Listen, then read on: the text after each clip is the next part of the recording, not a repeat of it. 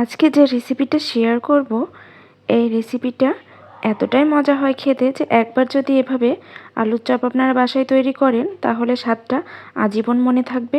মাত্র কয়েক টুকরা মাংস দিয়ে এই রেসিপিটা যদি তৈরি করেন, এই আলুর চপটা, তাহলে মনে হবে যেন মাংসই খাচ্ছি, এতটা মজা হয়। চলুন তাহলে রেসিপিটা শেয়ার করা যাক। আসসালামু আলাইকুম। আমি প্রথমে একটা প্যান নিয়ে নিয়েছি। প্যানের মধ্যে 2 টেবিল চামচ তেল দিয়ে দিয়েছি, রান্নার তেল। এখানে আমি মাঝারি সাইজের 2টা পেঁয়াজ দিয়ে দিয়েছি, পেঁয়াজটা একটু ভেজে নিয়েছি। এবার দিয়ে দেব মাংস। আমি দেখতে পাচ্ছেন এখানে মাংস ব্যবহার করছি, খুব একটা বেশি না, 3-4 পিস মতো মাংস আমি টুকরো করে নিয়েছি। দিয়ে এখন আমি একটু মাংসটা 2-3 মিনিট ধরে ভেজে নেব। এখন এখানে শুকনো উপকরণটা মিশিয়ে দিব। হাফ চা চামচ হলুদ, 1 চা চামচ মরিচের গুঁড়া। মরিচের গুঁড়াটা ঝাল যে যেমন খেতে পছন্দ করেন সেই অনুযায়ী দিবেন। এখানে আমি 1 চা চামচ ধনিয়ার গুঁড়া, 1 চা চামচ জিরার গুঁড়া, 1 চা চামচ লবণ দিয়ে একটু ভালোভাবে মশলার সাথে মিশিয়ে একটু ভেজে নিব।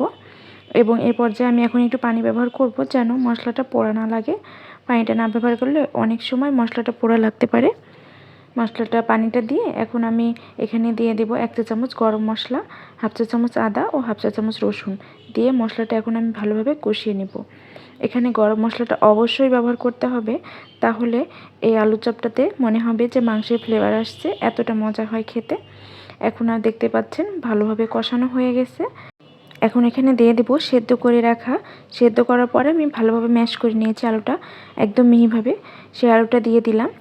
এইভাবে যদি আপনারা আলুর চপটা তৈরি করে থাকেন তাহলে বাজারের আলুর চপ আপনারা খেতেই চাইবেন না, এতটা মজা মনে হবে যে বাসায় বানিয়ে খাই। আর একবার খেলে মনে হবে যে এভাবেই বানিয়ে খাই। এই আলুর চপটা অনেকটা মজা হয়।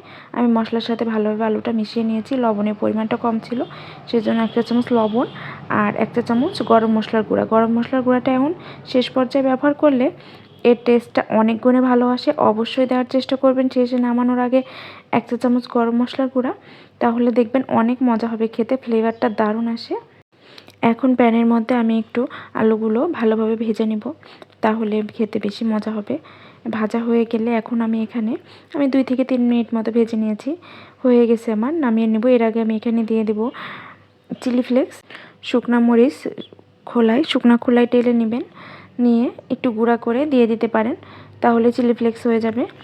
দিয়ে আমি এখন নেড়ে চেড়ে ভালোভাবে মিশিয়ে নামিয়ে নেব। হয়ে গেল আমার, দেখতে পাচ্ছেন। এখন আমি ডিমগুলো কেটে নেব। আমি এখানে ডিমটাও ব্যবহার করব মাঝখানে। আমার পরিবারের লোকজন সবাই ডিম দিয়ে এই চপটা খেতে বেশি পছন্দ করে। আপনারা চাইলে এইভাবে তৈরি করতে পারবেন, ডিম অথবা মাংসটা নাও ব্যবহার করতে পারেন, তাও অনেক মজা হয় খেতে। দেখতে পাচ্ছেন আমি এখন এই চপের শেপগুলো দিয়ে নিব। আমি রাউন্ড শেপে আজকে চপগুলো তৈরি করব। আপনারা আপনাদের পছন্দ মতো শেপ দিয়ে তৈরি করে নিতে পারবেন, লম্বাটে কিংবা গোল। আমি আজকে রাউন্ড শেপে তৈরি করে নিব। আমি দেখিয়ে দিচ্ছি আমি কিভাবে তৈরি করে নিচ্ছি, দেখতে পাচ্ছেন। এভাবে আমি রাউন্ড শেপে তৈরি করে নিব, মাঝখানে ডিম দিয়ে। এখানে বলে দেওয়ার কিছুই নেই, নিজের ইচ্ছা মতো পছন্দ মতো তৈরি করে নিতে হবে। দেখতে পাচ্ছেন কতটা সুন্দর হয়েছে। আমি গোল করে শেপগুলো তৈরি করে নিচ্ছি। আমি সবগুলো চপ এভাবে তৈরি করে নিব। আমি আর একটা দেখিয়ে দিচ্ছি তৈরি করে। প্রথমে আলু একটু নিয়ে নিতে হবে হাতে, তারপরে দেখতে পাচ্ছেন আমি দেখিয়ে দিচ্ছি, এভাবে নিয়ে মাঝখানে ডিমটা বসিয়ে দিতে হবে। এরপরে আবারও ভালোভাবে ডিমটা, দেখতে পাচ্ছেন আলু দিয়ে আমি কোট করে নিচ্ছি। দিয়ে এখন ভালোভাবে হাত দিয়ে রাউন্ড শেপ করে নিতে হবে। দেখিয়ে বুঝে নিতে হবে, এটা বলে দেওয়ার কিছুই নেই, আমি দেখিয়ে দিচ্ছি। দেখতে পাচ্ছেন আপনারা চাইলে এই পর্যায়ে লম্বা শেপও দিতে পারেন, ওইটাও ভালো লাগে খেতে। আমি সবগুলো তৈরি করে নিব। আমি কিছুটা ভেজে আপনাদের দেখাবো, আর সবগুলো রমজানের জন্য আমি ডিপ ফ্রিজে সংরক্ষণ করে নিব। আমি বলে দিব ভালোভাবে ডিপ ফ্রিজে এভাবে রেখে ব্যাগে করে সংরক্ষণ করতে পারবেন আপনারা। এখানে আমি একটা ব্যাটার তৈরি করে নেব চপটা ভাজার জন্য। 2 কাপ আমি এখানে দিয়ে দিয়েছি বেসন, সামান্য পরিমাণ বেকিং সোডা, 1 টেবিল চামচ এখানে দিয়ে দিলাম কর্নফ্লাওয়ার, তাহলে ক্রিস্পি হবে। হাফ চা চামচ হলুদের গুঁড়া, হাফ চা চামচ মরিচের গুঁড়া, হাফ চা চামচ জিরার গুঁড়া, হাফ চা চামচ ধনিয়ার গুঁড়া, 1 চা চামচ লবণ দিয়ে এখন এটা চেলে নেব। এখানে চালার পরে ভিতরে অনেক ময়লা থাকে, বাড়তি অংশ থাকে, ডালের গুঁড়াটা থাকে, সেটা হচ্ছে যে ভালো হবে না। সেটা যদি থেকে যায় অবশ্যই চালনি দিয়ে চেলে নিতে হবে। এখন আমি দিয়ে দিব পানি, দিয়ে অল্প অল্প করে পানি দিয়ে মিশ্রণটা তৈরি করে নিতে হবে, আমি দেখিয়ে দিব। আর সংরক্ষণ পদ্ধতিটা হচ্ছে যেভাবে আলুর চপটা তৈরি করলাম ওভাবে প্লেটে ডিপ ফ্রিজে রেখে দিতে হবে 2 ঘন্টার জন্য। 2 ঘন্টার পরে যখন আইস হয়ে যাবে তখন একটা বক্সে আমি তুলে রেখে দেব, সেটা 1 মাস জুড়ে সংরক্ষণ করে খাওয়া যাবে। ফ্রিজ থেকে বের করে শুধুমাত্র ব্যাটারে ডুবিয়ে ভেজে নিলেই হয়ে যাবে। রমজান মাসে এভাবে সংরক্ষণ করলে অনেক সুবিধা হয়। আপনারা করে দেখবেন, সারা মাস এভাবে তৈরি করে খাওয়া যায়। একটু বেশি করে তৈরি করলে ব্যাটারের ঘনত্বটা আমি চামচ দিয়ে দেখিয়ে দিচ্ছি। এভাবে চামচে দেখবেন, চেক করে নেবেন। যখনই দেখবেন ভালোভাবে লেগে যাবে তখনই হয়ে গেছে ব্যাটারটা। আর ভালোভাবে ব্যাটারটা ফেটিয়ে নিতে হবে, তাহলে ফুলকো হবে চপগুলো।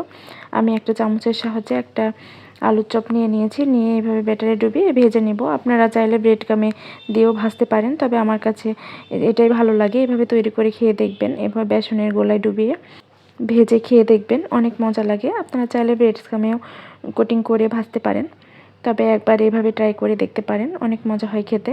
আমি উল্টে পাল্টে এখন চুলার আঁচটা মিডিয়াম টু লো রেখেছি, রেখে ভালোভাবে এখন ভেজে নিব। অবশ্যই চুলার আঁচটা মিডিয়াম রেখে ভাজতে হবে, লো রেখে, না হলে পুড়া লেগে যাবে আর খেতে মজা লাগবে না।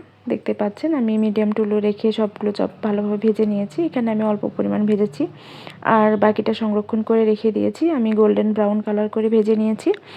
এ পর্যায়ে আমি এখন উঠিয়ে নিব, তেলটা ভালোভাবে ঝরিয়ে নিতে হবে। আমি সবগুলো চপ উঠিয়ে নিব, উঠিয়ে এখন দেখিয়ে দিচ্ছি পরিবেশন করে। এখন পরিবেশনের পালা, পরিবেশন করে দেখিয়ে দিচ্ছি। দেখতে পাচ্ছেন কতটা পরিমাণ লোভনীয় হয়েছে। আমি একটা কেটে দেখিয়ে দিচ্ছি। আশা করছি রেসিপিটা আপনাদের অনেক ভালো লেগেছে। অবশ্যই বাসায় ট্রাই করে দেখবেন, অনেক ভালো লাগবে। সবাই ভালো থাকবেন, সুস্থ থাকবেন। আল্লাহ হাফেজ।